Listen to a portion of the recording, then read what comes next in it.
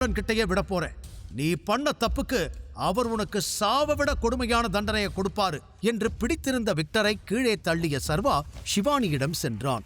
அப்போதுதான் அந்த பணிப்பெண்கள் ஷிவானிக்கு முகமெல்லாம் கழுவி அங்கிருந்த நாற்காலியில் அமர வைக்க அவளை தூக்கி தோளில் போட்டுக் கொண்டவன் அங்கிருந்து கிளம்பி வெளியில் வர அந்த கிளப்பின் பாட்டு சத்தம் இன்னும் அவன் காதில் கேட்டது.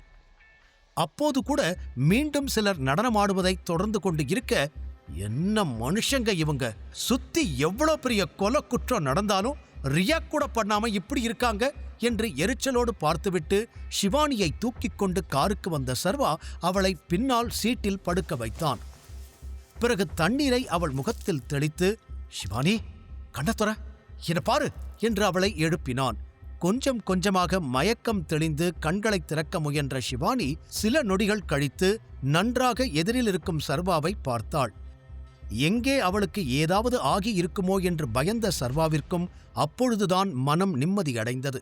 தான் இருக்கும் இடத்தை சுற்றி பார்த்த ஷிவானியால் சர்வா தன்னை காப்பாற்றிவிட்டான் என்பதை நம்பவே முடியவில்லை. என்ன நடந்திருக்கும் என்று அவளுக்கு முழுதாக தெரியவில்லை என்றாலும் விக்டர் போல ஒருவனை சர்வாவால் எப்படி சமாளித்து தன்னை காப்பாற்ற முடியும் என்ற கேள்வி பிரதானமாக இருந்தது. சர்வா என்னை காப்பாத்திட்டானா?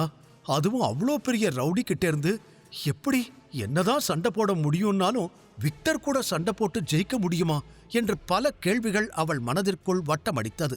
கூடவே அப்படின்னா சர்வா பவர்ஃபுல்லான ஆளா இருப்பானா? என்னோட சந்தேகம் எல்லாமே சரிதான். இவ்வளோ பெரிய ஆள் எதுக்காக ஒண்ணுமே இல்லாதவன் மாதிரி வேதிகா வீட்டில் அவமானப்பட்டு வாழணும்? எதுக்காக இந்த ரெட்ட வேஷம்? யார் இவன் என்று ஏதேதோ சிந்தித்துக் கொண்டே இருந்தவளுக்கு மீண்டும் மயக்கம் வந்துவிட அப்படியே சரிந்து விழுந்தாள். அவள் உட்கொண்டிருந்த போதை மாத்திரையின் வீரியம் இன்னும் கூட குறைந்திருக்கவில்லை. அதனாலேயே யோசிக்க யோசிக்க அவளுக்கு மயக்கம் வந்துவிட்டது. ஏய், என்னாச்சு? என்ன பாரு ஷிவானி என்று சர்வா அவளை மீண்டும் எழுப்ப முயற்சிக்க அவள் கண்களை திறக்கவே இல்லை. என்ன, இவன் மறுபடியும் மயங்கிட்டா என்று யோசித்த சர்வா மணியை பார்க்க 11 ஆகியிருந்தது. வீட்டுக்கு போலாமா? இந்த வேதிகா வேற இன்னும் கால் பண்ணவே இல்லை.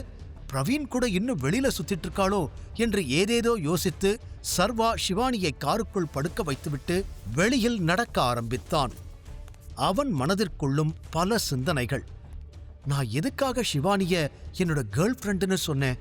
அவங்க தான் ஏற்கனவே என்னை பார்த்து பயந்திருந்தாங்களே, அவங்கள மிரட்ட நான் ஏன் அப்படி சொல்லணும்? எனக்கே தெரியாம ஷிவானி மேல எனக்கு ஏதாவது ஈர்ப்பு வந்துருச்சா? அப்படி எதுவும் வரக்கூடாது சர்வா. உன்னோட இலக்கு வேற சர்வா. தேவையில்லாம மற்ற விஷயங்கள்ல கவனத்தை சிதறவிடக்கூடாது. அது நல்லதுக்கில்ல என்று தனக்குத்தானே பேசிக்கொண்டவன் சிறிது நேரம்தான் நடந்தான் என்றாலும் ஏற்கனவே உடல் வலியில் இருந்தவனால் அதற்கு மேல் நடக்க முடியவில்லை. அதனால் காருக்குள் வந்தவன் முன்னால் சீட்டில் சாய்ந்து உறங்க முயற்சித்தான்.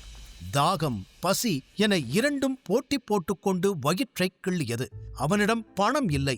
மேலும் ஷிவானியை இந்த நிலையில் விட்டுச் சென்று ஏதேனும் சாப்பிட வேண்டும் என்று எண்ணமும் வரவில்லை. அதனால் பரவாயில்லை, கொஞ்சம் அட்ஜஸ்ட் பண்ணிக்கலாம் என்று நினைத்தவன் கண்மூடி உறங்க ஆரம்பித்தான். சில நிமிடங்களில் பின்னாலிருந்து சர்வா என்று மயக்கம் தெளியாத குரலில் ஷிவானி கேட்க திரும்பி பார்த்த சர்வா, நீ எழுந்துட்டியா என்று கேட்டான். பதில் பேசாமல் அவனையே பார்த்த ஷிவானி கேள்விகள் அனைத்தையும் தனக்குள்ளேயே வைத்துக்கொண்டு, நாம ஏன் இங்கேயே இருக்கோம், வேற எங்காவது போலாமா என்று கேட்டாள். சர்வா தன் வாட்சை பார்த்து, ஓகே, எனக்கு இன்னும் கொஞ்சம் டைம் இருக்கு, எங்க வேணாலும் போலாம் என்றான். அவள் எந்த கேள்வியும் கேட்காமல் இருப்பது சர்வாவிற்கும் நிம்மதியாக இருந்தது. போனை எடுத்து எங்க போகலாம் என்று பார்த்தவன், பக்கத்துல ஒரு ஹோட்டல் இருக்கு, விக்ரமன் ஹோட்டல் தான், நாம அங்க போலாமா என்று கேட்டதும் சரி என்று தலையாட்டினாள் ஷிவானி. கூடவே நேராக எழுந்து அமர்ந்தவள் கலைந்திருந்த கூந்தலை கண்ணாடியை பார்த்து சரி செய்து கொண்டாள். கண்ணாடி பார்க்கும் சாக்கில் அவள் சர்வாவையே பார்த்து கொண்டிருக்க சர்வாவின் பார்வையும் அவள் மீது பட்டது. அவளுக்குள் பல கேள்விகள் இருப்பது சர்வாவிற்கு அப்பட்டமாக தெரிந்தது. இருந்தும் அவன் காரை ஸ்டார்ட் செய்ய, என்னை எப்படி விக்டர் கிட்டேருந்து காப்பாத்துன என்று சட்டென கேட்டாள் ஷிவானி. இந்த முறை அவளுக்கு என்ன பதில் சொல்லி சமாளிப்பது என்று சர்வாவிற்கு தெரியவில்லை. சர்வா பதில் சொல்லாமல் அவளை திரும்பி பார்த்தான். சர்வா சொல்லும் பதில்களை ஷிவானி நம்புவாளா? அல்லது சர்வா ஷிவானியிடம் உண்மையை சொல்லப் போகிறானா?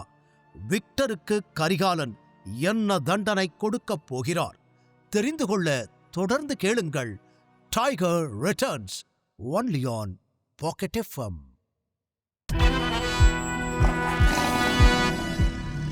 என்ன விக்டர் கிட்ட இருந்து எப்படி காப்பாத்துனீங்க என்று கேட்டாள் ஷிவானி. அவளது கேள்வியில் சர்வாவின் முகம் அடுத்த நொடியே மாறிப்போனது. அவள் எப்படியும் தன்னிடம் பதிலை வாங்காமல் விடப்போவதில்லை என்று யோசித்தவன் எதையாவது சொல்லி சமாளிக்க முடிவு செய்தான். நான் அவன்கிட்ட ஒரு டீல் பேசினேன் என்றான். அதில் இன்னும் சந்தேகமாக அவனை பார்த்த ஷிவானி, டீலா?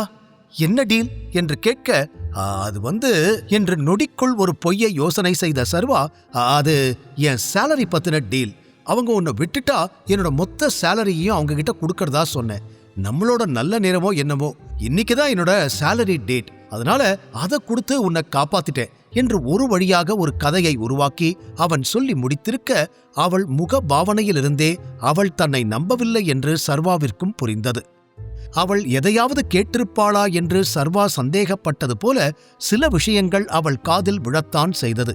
ஆனால் அதை முழுதாக புரிந்து கொண்டு அங்கு என்ன நடந்திருக்கும் என்று அவளால் யூகிக்க முடியவில்லை. ஆனால் தான் கேட்டதற்கும் இப்போது சர்வா சொல்லும் காரணத்திற்கும் எங்குமே ஒத்துப்போகவில்லை என்று யோசனை செய்தவளால் சர்வாவை புரிந்து கொள்ள முடியவில்லை. அந்த விக்டர் பெரிய டான், பெரிய பெரிய கிரிமினலோட எல்லாம் அவனுக்கு பழக்கம் இருக்கு. அப்படின்னா பெரிய அளவுல தான் பிசினஸ் பண்ணுவான். அவன்கிட்ட இல்லாத பணமா? அப்படிப்பட்டவன் எதுக்காக உன்கிட்ட டீல் பேசணும்? உங்களோட 1 மாச சம்பளத்துக்காக நீங்க சொல்றதை எதுக்காக கேட்கணும்?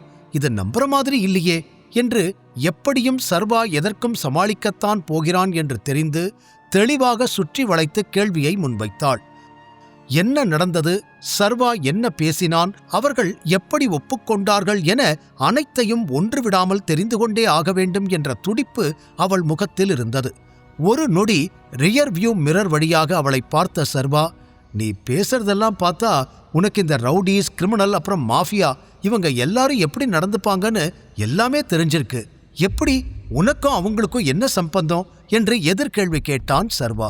இப்போது கேள்வியை கேட்டு அதிர்ச்சி அடைந்து முகம் மாறுவது ஷிவானியின் முறை. சர்வாவின் பார்வையை தவிர்த்துவிட்டு வேறு பக்கம் திரும்பினாள் ஷிவானி. ஆனால் சர்வா அவளையே அழுத்தமாக பார்த்து கொண்டிருந்தான். பேச்சை மாற்றுவதற்காக அவன் கேள்வி கேட்டிருந்தாலும் இப்போது அவளுடைய ரியாக்ஷன்கள் ஏதோ தவறாக இருப்பதை சர்வாவிற்கு உணர்த்தியது. நான் அவகிட்ட என்னோட டைகர் ஐடென்டிட்டியை மறைக்கிற மாதிரி அவளும் எதையோ என்கிட்ட இருந்து மறைக்கிறா என்று தெளிவாக புரிந்து கொண்டவன், உனக்கு ஆதிசேஷனை தெரியுமா இல்ல டைகரை தெரியுமா என நேரடியாகவே கேட்க, அவ்வளவுதான். இதுவரை தான் கேட்டுக்கொண்டிருந்த கேள்விகள் எல்லாம் மொத்தமாக மறந்து போன ஷிவானி ஜன்னல் பக்கம் திரும்பிக் கொண்டாள். சில நொடிகளில் தன்னை சமன் செய்து மீண்டும் சர்வாவிடம் திரும்பியவள், அஃப்கோர்ஸ் அவங்க ஒன்றும் சாதாரண ஆள் இல்ல. இந்த ஊர்ல இல்ல மொத்த இந்தியாவிலேயே மிகப்பெரிய மாஃபியா குரூப்ஸ்னா அவங்க தான். அவங்கள பத்தி எல்லாருக்கும் எந்த அளவுக்கு தெரியுமோ அந்த அளவுக்கு தான் எனக்கும் தெரியும் என்று பதில் சொன்னாள். அதில் மேலும் கீழும் பார்த்த சர்வா, ஆனா உனக்கு எல்லாருக்கும் தெரிஞ்சதை விட கொஞ்சம் அதிகமாவே தெரிகிற மாதிரி தெரியுதே, அப்படியா என்று சர்வா ஒரு மாதிரியான குரலில் கேட்க ஷிவானி பதட்டமானாள். பிறகு நீண்ட பெருமூச்சோடு அவனை பார்த்தவள், ஓகே, நீங்க சொன்னது கரெக்ட் தான். எனக்கு இந்த மாஃபியாஸ் பத்தி கொஞ்சம் அதிகமாவே தெரியும். பிகாஸ் என்னோட அம்மா இந்த மாஃபியா வேர்ல்டுல ஒரு மெம்பரா இருந்தாங்க.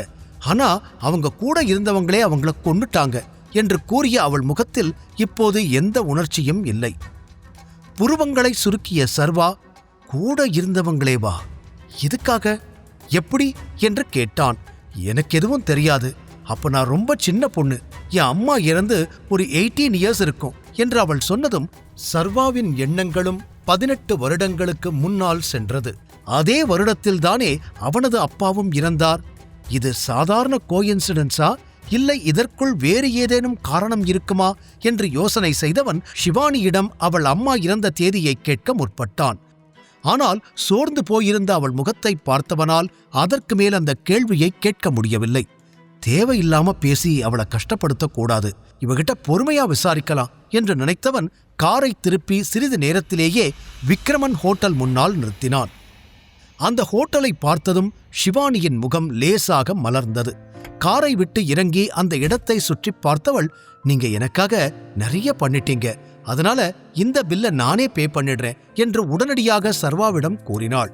சர்வாவும் எதுவும் சொல்லாமல் தலையாட்ட இருவரும் அந்த ஹோட்டல் உள்ளே நுழைந்தனர். டேபிளில் அமர்ந்து இருவரும் தேவையானதை ஆர்டர் செய்துவிட்டு சாப்பிட்டபடியே பேச ஆரம்பித்தனர். மறந்துவிட்ட கேள்விகளை இருவருமே தொடரவில்லை. பேச்சில் மூழ்கியிருந்த சர்வா நேரம் போனதையே கவனிக்கவில்லை. திடீரென அவன் போன் அடித்து பேச்சை நிறுத்தியதில்தான் நிகழ்வுக்கு வந்தவன் போனை பார்க்க வேதிகாதான் அழைத்திருந்தாள். மணி என்ன என்று பார்த்து கொண்டே அழைப்பை ஏற்று, ஹலோ சொல்லு வேதிகா என்றான். எங்க இருக்க என்று அவள் கேட்க, நான் விக்ரமன் சாரோட ஹோட்டல்ல இருக்கேன். நீ அங்கதான் இருப்பேன்னு எனக்கு தெரியும். நீ வேற எங்க போயிட போற? வெளியில வா, நான் உனக்காக தான் வெயிட் பண்ணிக்கிட்டு இருக்கேன் என்று சலிப்பான குரலில் சொன்னாள் வேதிகா. அவள் சொன்னதை கேட்டுக்கொண்டே எதிரே இருந்த ஷிவானியை நிமிர்ந்து பார்த்தான் சர்வா. இருவரையும் ஒன்றாக இந்த நேரத்தில் பார்த்தால் அதற்கு வேதிகா எப்படி ரியாக்ட் செய்வாள் என்பதை அவனால் யோசிக்கவே முடியவில்லை. இருந்தும் ஓகே நான் வரேன் என்று கூறி அழைப்பை துண்டித்துவிட்டு மீண்டும் ஷிவானி பக்கம் திரும்ப அவளும் அவனைத்தான் பார்த்து கொண்டிருந்தாள். என்னாச்சு சர்வா? இஸ் எவ்ரிதிங் ஆல் ரைட் என்று கேட்டாள். எஸ் எஸ், வேதிகா வெளியில வெயிட் பண்ணிக்கிட்டு இருக்கா, நம்ம கிளம்பலாம் என்று சர்வா கூறியதும் லேசாக சிரித்த ஷிவானி, கிளம்பலாம், ஆனா தனித்தனியா இல்ல, நாம 2 பேரும் ஒன்னா தான் வெளியில போக போறோம் என்று கூறியதும் ஆச்சரியத்தோடு அவளை பார்த்தவன், இல்ல அது சரியா வராது, ஏற்கனவே நம்ம 2 பேரும் ஒன்னா இருக்கிறத பார்த்து பெரிய பிரச்சனை பண்ணிட்டா, மறுபடியும் அவ முன்னாடி சேர்ந்து போனோம், அவ்வளவுதான், பார்வையாலேயே நம்ம 2 பேரையும் எரிச்சு சாம்பல் ஆக்கிடுவா என்று சர்வா சொல்ல, அதை கேட்டு ஷிவானி சிரித்துவிட்டு, அவ எதுக்கு கோபப்பட போறா? முழு கதையையும் கேட்டு மகிழ பாக்கெட் FM ஆப்பை டவுன்லோட் செய்யுங்கள். லிங்க் டிஸ்கிரிப்ஷனில் கொடுக்கப்பட்டுள்ளது.